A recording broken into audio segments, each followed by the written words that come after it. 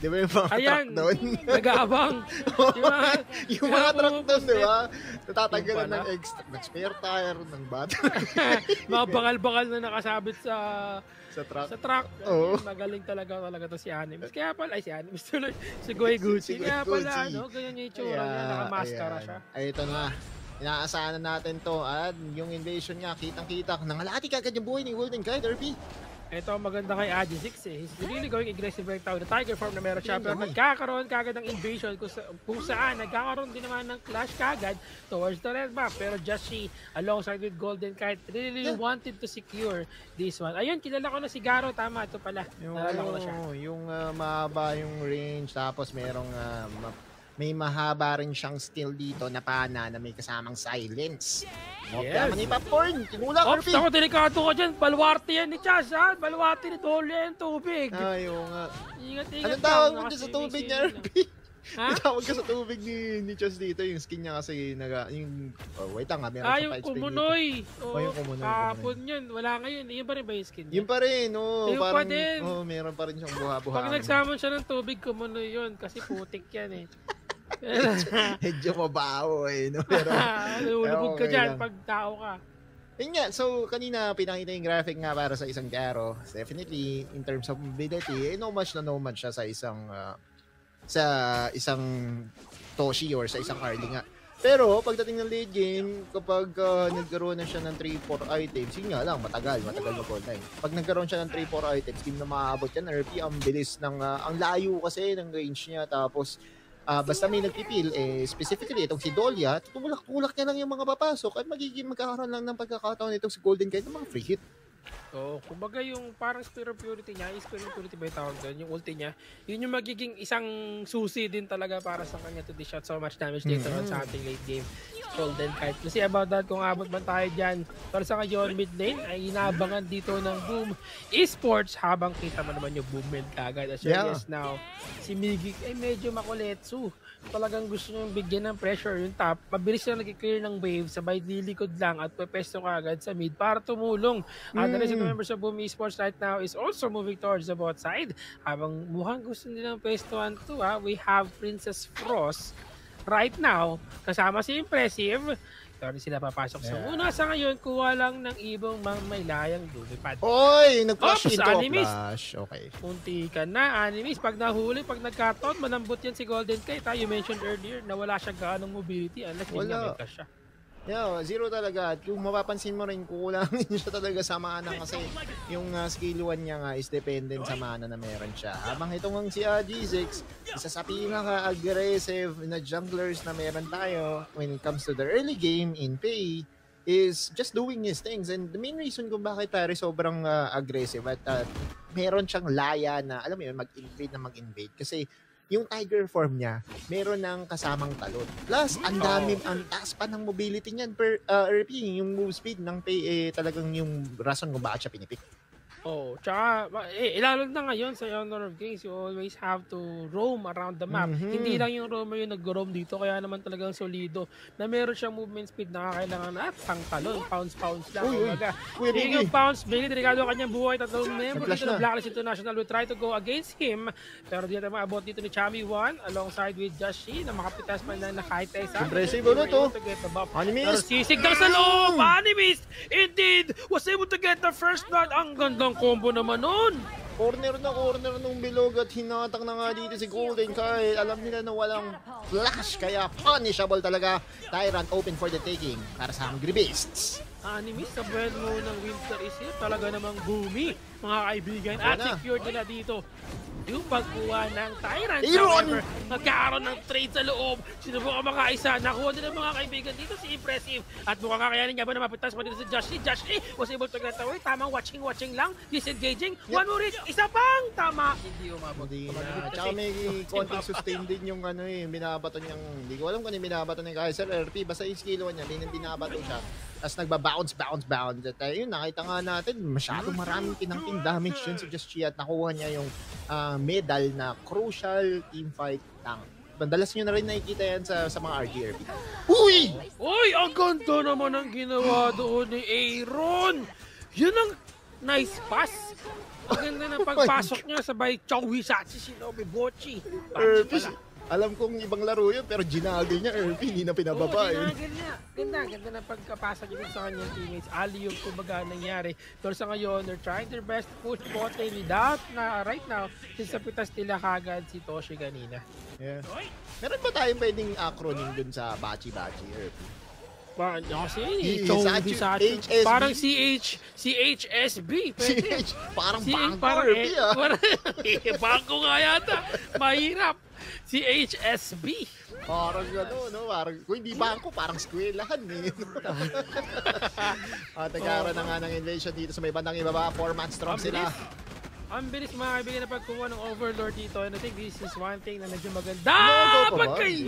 Teka lang, medyo mahilig magpakaba si Miggy dito ah. No, man. Wala na kasing wala na silang primal band doon. So pwede pag nagkataon, no? Yeah. Kahit isang skill. On-site tournament para sa mga players nga natin from Visayas. Pero balik tayo sa action, RP. Balik tayo sa ating game mga kaibigan, and here we go again. Tuwa ng ating score. Recap na tayo ng bagya. Kanina may nakita tayong movement sa ating mid, pero baka may magkakaroon na naman ng movement sa top lane. Jamie! Pinipit si Jamie 1! And Jamie will fall down. Combinations. Pero wait lang, kaya ba nilang i-trade? Invisible Warrior na mga kaibigan. Si Golden Kite ang layo oh. Pero uy, agad ang anime is coming in sa isa, pero double kill para dito kay Toshi. Pero enough pa yun para sa kanila na manalo sa teamfight dito. Long range na naman itong si Demon Kite. Golden Kite. Golden Kite pala, oh. Old name niya kasi. Oh, Na-miss ko na. okay lang yan. Pero yung tower support Oy! lane, trabaho lang. Oy! G6, this Oy! is how you do it. Oy! Uy! Bay! Oy! Bay! Stop! Stop! Awat! Right here, right now. Pero ayaw talaga mag... Ayan na, nagkalabasan na ng mga kamao. Tignan mo naman. Oh, Tik-tikman pre, ayaw mo, umawat kamao. yan, G6. Kamao. Pero and dito Toshi. ngayon mga kaibigan si Toshi 2v1. para habulin si Golden, guys. It's just a trade sa ating top lane. Pero 2v1 yun tol ah. Eh, nilabas na ni Toshi yung kanyang angas at galing. Animist, impressive. May pa-replay tayo, hindi tuloy natin nakita kung may nahuli dun si Impressive, pero kita naman natin dito, may patulak pa dito si Toshi with his ultimate para talaga makakuha ka ng kill. Talaga. Invisible Warrior na naman na ginamit mga kaibigan, pero nakuha dito ang isa. Grabe Impressive. naman, nakapatay. Naku, mabilis yan! C3! Impressive! C3! Oh no, Ayun, Mickey great is doing it! Yun nga lang dalawa yung nakuha niya, pero si Joshi! Oo. Oh no! Hinabol ni Just Chi yung makulit dun sa C3. Tapos, Kulit alam mo na, di ba? Kulit mo ha, ayan ha. At kailangan mag-ingat kuya dito na ni Golden nagagalit. Kite ha. Oh my God! I think- Ganun lang, I binuksan. think si Pei talaga is a hero na kaya lang. Isa si Pei sa mga hero na kaya makagawa. No? Mas You speed don't, push. let's say na you don't see a lot of skills for Pei. Kasi parang alam mo yun, even yung ulti niya, Tiger form lang eh. Yeah. Pero yung basic attack niya, dami niyang enhancement for that. So he could just deal so much damage sa mga structures right now. I Ito agree. na naman tayo. Kumbaga, kung sa teamfight lang rin naman, medyo mahirap siyang gamitin. Si Golden Kite nga, so kahit pa paano, napapabilis yung kanyang pag-ipon ng items. Pero si Toshi, ipaglaro sa Apoy. Nakuha ni Angie Zix, yung ating Tyrant dito. That is secure Si Miggy. tayo once again para sa Boom Esports. Pero grabe ka naman Oh kasi, my Miggy. God. Base na ang kalaban yan. Sobra na yan, Insan. Pero makakataka siya ng mapayapa dito. Wala siya na magagawa to counter the play of Boom Esports right now. Grabe talagang mayin, RP. So yun sa mga mahirap gamitin ng top lane, to be honest. Kasi syempre kailangan maganda rin yung combination or yung pag-combo mo sa yung kalaban to be effective. Pero yung pagiging mobile niya, hindi mo matatawaran talaga kasi yung kanyang whatever to, yung kanyang skill to. Exactly. Pero totoo yan na whatever to yung pangalan ng kanyang skill to. Yung kanyang whatever to ay matutulungan niya siya mag-disengage. Ganda Whatever to indeed. Whatever Galing happens. Mga Kainis naman, no? Whatever to. Sinisili lang sa Kumunoy, mga kaibigan. Itong si Chaz. Pero sa ngayon, andyan na yung top lane. Chami 1, masyadong malalim. Ito na yung mga tropa. Nandito si Guapito, Guy Winter is here. Pero wala tinamaan na kahit na isa. Tamang AoE heal and damage lang coming from members of Blacklist International. Nawala na yung blue buff. Pwede Nabuhay pa rin. Pero nabuhay pa siya. Napatay ng isa. Impressive! Galit na si Just Shi, mga kaibigan. Invisible Warrior is indeed doing it for their team. Naiwang bukas itong si Golden Kai. Ginamit niya ngayon kanyang Spear of Purity para talaga magkaroon ng additional DPS.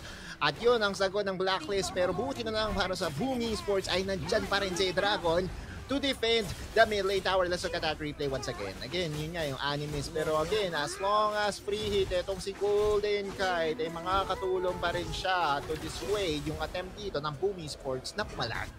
No, kumbaga may Thanos moment siguro si Impressive doon, no? Pagkatapos ng gawin yung Animist, I did it, pero at what cost? Nadalawahan sila kanina. Apat yata o tatlo yung tinamaan ng kanyang Animist doon, no? Pero at what cost nga indeed.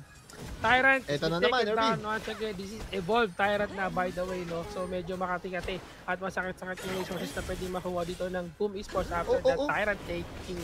Pero nag-ultimate na, Winter is here, Animist sa dalawa, pero Josh galit na galit, gusto makakuha ng kahit isa, walang mahuli dito. Chami down! For Mickey, Chami is down indeed, pero Golden Kite, buhay pa rin siya. Dito na si Aaron! Kailangan nyo pansinin, itong si Golden Kite, pero paiba-iba na target dito ang members of Blacklist and Boom Esports as well. Pero nasa baba, Animist is here na naman, Golden Kite, hindi na makapag-free hit. Ang ganda ng pagpasok na Impressive, pero Joshi is still trying to make some pace. Yung tower muna sirain nyo para naman mapayapa kayo dyan. Pero that's going to be an ace na laban dito. Very unfortunate turn of win for Blacklist. What a team fight, and sabi mo nga, di ba, Impressive from the left, tapos yung galing sa ilalim ay itong actually si Impressive yung galing sa ilalim, yung galing sa kaliwa itong si AG6. Bagaman mayroong tulak factor itong Dolia, hindi nga niya nagawang ligtas itong si Golden Kite. Sinunod nila yung Torre at sumunod na nga rin si Just G. Ang hirap din kasi ng mapa dito pagdating sa mid lane, no? Parang tsaka invisible kasi lagi si Impressive. Invisible siya, no? Grabe, ang hindi nila ina-expect yung mga hindi mo makikita yan, RP. Isipin mo yun, kumbaga kaya nga nanakawan yung mga truck doon sa C3 RP. Kasi hindi kita yung bata sa side mirror dahil masyado silang matangkad, di ba? So, goy-goosey. Goy-goosey lang. Gucci lang. Gucci lang. Eh nakikita na nga natin dito, 2 items pa lang completed para dito ay Golden Kite. Siya yung talagang pinakabang. Actually, 3 items na yun. Meron siya pamahaba ng range dito. Which is very important. Yes. Uy, ang ganda naman pagtulak mga kaibigan coming from up Dharma down. Pero delikado ang buhay. Uy, Animist! G6 is still alive. Was able to get 3 with the response coming from Boom Esports.